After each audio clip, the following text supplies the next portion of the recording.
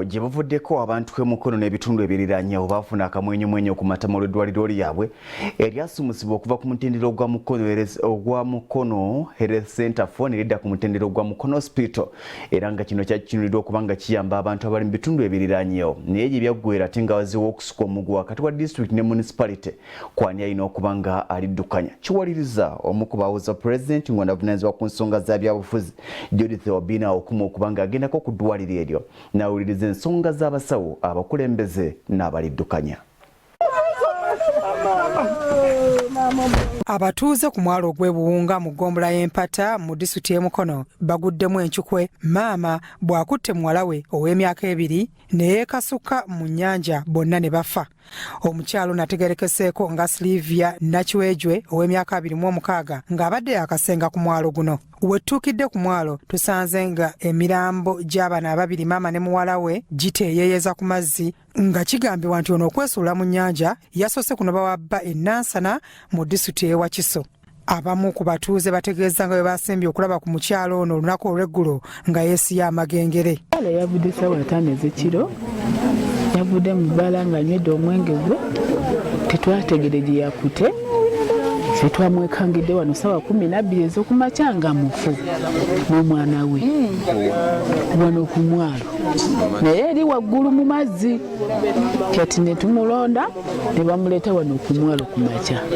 Ab'enju y'omugenzi n'abatuuze bafunye obutakkaanya oluvannyuma lw'okusaba basooke batunule ku mulambo bakakase oba ye mwana waabwe.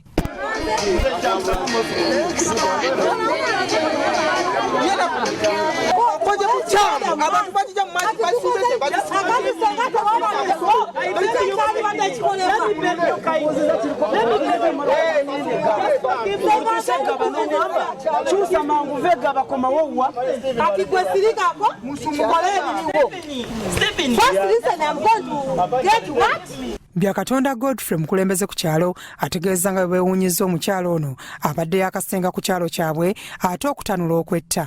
Omwana n'akusibamu olugoye n'ayingira amazzi ng'amwesibiddeko bw'ati. Naffe ne tufuna ekyekanga ekyo okuva ku makya.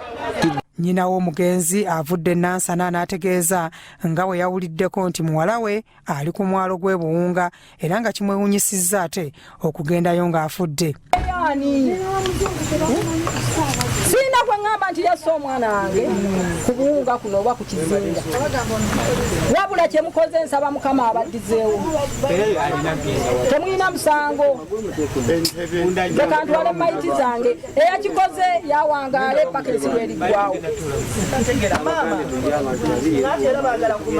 Stephen Alyobe ssentebe w'ekyalo kino ategeezezza nga embeera eno bwetagwangako ku kyalo kye n'asaba nti abakyala bwe bafuna obuzibu ne babba baabwe baleme kulowoozanga ku kyakwetta. Kyala yakoze ki?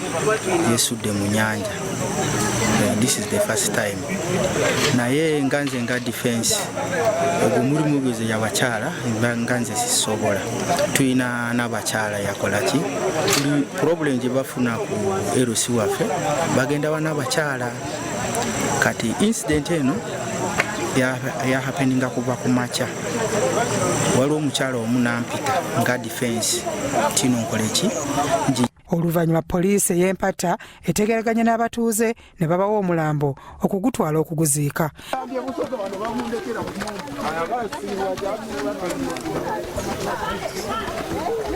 Bya Eric Yiga ku Rasot TV Omunnyo.